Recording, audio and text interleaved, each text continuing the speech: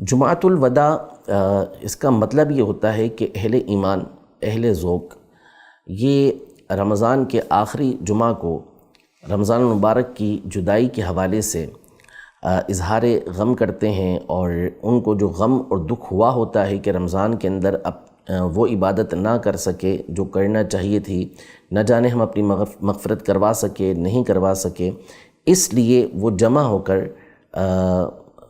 کچھ اشعار پڑھتے ہیں، دعائیں کرتے ہیں، التجائیں اللہ پاک کی بارگاہ میں کرتے ہیں۔ تو ایسا کرنا جب نیت حسن کے ساتھ ہے، اچھی نیت کے ساتھ ہے، تو اس میں کوئی حرج نہیں ہوتا۔ بعض لوگوں کو اس حوالے سے یہ غلط فہمی ہے کہ گویا کہ دو طرح کی غلط فہمی ہوتی ہے۔ ایک یہ کہ وہ یہ سمجھتے ہیں کہ یہ کوئی نئی چیز ہے اور گویا کہ اس صدی میں یہ ایجاد ہوئی ہے، اس سے پہلے اس کا کوئی وجود نہیں تھا۔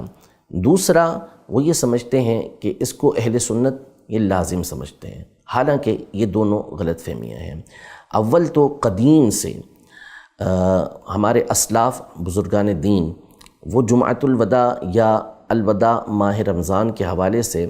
اپنی کتابوں کے اندر بھی تذکرہ کرتے رہے ہیں، اور بزرگوں کے حالات بھی اپنی کتابوں میں ذکر کرتے رہے ہیں۔ مشہور و معروف بزرگ ہیں امام ابو الفرج عبد الرحمن ابن الجوزی رحمۃ اللہ تعالی علیہ، جن کا سن وفات 595 ہجری ہے۔ اس میں انہوں نے انتقال فرمایا، یعنی 6 صدی ہجری کے بزرگ ہیں اور معروف ہستی ہیں۔ انہوں نے مکمل ایک رسالہ وداع رمضان کے نام سے تحریر کیا ہے جو مطبوع بھی ہے۔ اسی طرح حافظ ابن رجب حنبلی رحمۃ اللہ تعالی علیہ، جو مشہور محدث ہیں، مشہور فقیہ ہیں، اور ان کا سن وفات 797 ہجری ہے، یعنی 8ویں صدی ہجری کے یہ بزرگ ہیں۔ انہوں نے اپنی کتاب لطائف المعارف کے اندر پورا ایک چیپٹر وداع رمضان کے حوالے سے تحریر کیا ہے، اور اس میں اسلاف کے واقعات ذکر کیے ہیں کہ کس طرح وہ رمضان کے جانے کا غم کرتے تھے اور رمضان کے آنے کا انتظار کیا کرتے تھے۔ یوں ہی حافظ ابن حجر حیثمی الشافعی رحمۃ اللہ تعالی علیہ، جن کا سن وفات 974 ہجری ہے، انہوں نے اپنا ایک خطبے کا مجموعہ ترتیب دیا جس کا نام ہے النخب الجلیلہ فی الخطب الجزیلہ۔ اس میں آپ نے ایک خطبہ جو ہے وہ خاص اس موضوع پر وداع رمضان کے حوالے سے لکھا ہے۔ یوں ہی حافظ محمد ابن محمد مرتضی الزبیدی الواسطی الحنفی، جن کا سن وفات 1205 ہجری ہے، انہوں نے ایک رسالہ تحریر کیا ہے جس میں انہوں نے خاص طور پہ جمعہ کے اندر جو خطبہ ہوتا ہے وداع رمضان کے حوالے سے اس کا آپ نے ذکر کیا۔ اسی طرح علامہ ابو الحسنات عبد الحی اللکھنوی رحمۃ اللہ تعالی علیہ، جن کا سن وفات 1304 ہجری ہے، انہوں نے اللطائف المستحسنہ کے نام سے ایک مجموعہ لکھا ہے جس میں پورے سال کے خطبوں کا ذکر کیا ہے، اور اس میں ایک خطبہ آپ نے خطبۃ وداع رمضان کے حوالے سے تحریر کیا ہے کہ جو جمعے کے دن پڑھا جاتا ہے۔ تو یوں اسلاف کا ایک سلسلہ چلتا ہوا آ رہا ہے کہ جو ابتدا سے ہی رمضان کے وداع کرنے کے حوالے سے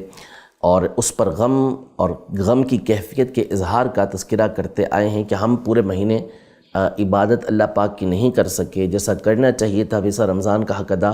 نہیں کر سکے۔ یوں ہی امام اہل سنت رحمۃ اللہ تعالی علیہ نے، صدر الافاضل مولانا نعیم الدین مراد آبادی رحمۃ اللہ تعالی علیہ نے اس کے جواز کے اوپر تصریح فرمائی ہے کہ اس کے جائز ہونے میں کوئی شبہ نہیں ہے، اور آج تک علماء اہل سنت یہ کام کرتے ہوئے آ رہے ہیں، اور ساری دنیا کے اندر، عرب دنیا کے اندر بھی جو علماء اہل سنت ہیں، جو اہل سنت کے مرکز ہیں، وہاں پر بھی اس کا سلسلہ یہ رہتا ہے۔ تو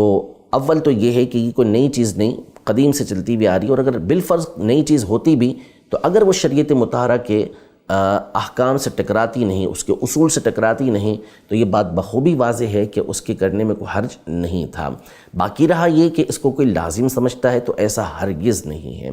اور نہ ہی اس کے اوپر کوئی سختی کرتا ہے۔ جو مناتا ہے سو مناتا ہے، جو نہیں مناتا اس کے اوپر کوئی حرف نہیں ہے، البتہ منانے والے کو کوئی برا نہیں کہے گا۔ البتہ